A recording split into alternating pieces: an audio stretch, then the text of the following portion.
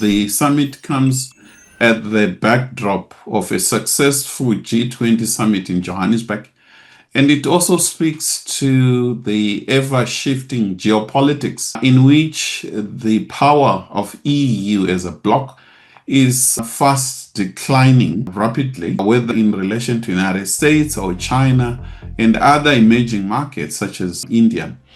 And therefore, I think the EU is trying to reset its troubled relationship with Africa on a number of issues, ensuring that they are not left out on this competition with so many other players entering the African continent.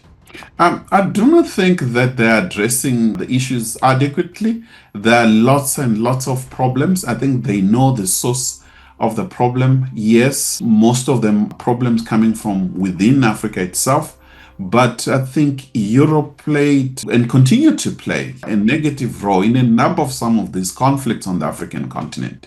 And the kind of relationship that they have with the continent is an unequal, exploitative relationship, depressing African economies for decades and unaddressed issues of colonial past. And all of the above leads to this massive number of Africans, young in particular, trying to enter the European continent.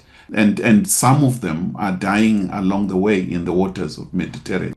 The new thing that is happening at the moment is, for the first time, some of the Western countries are starting to take Africa quite seriously. And the example is the G20, the very first one to be held on the African soil, as well as the summit. The case in the past was that Africans, head of states, go to Europe all the time.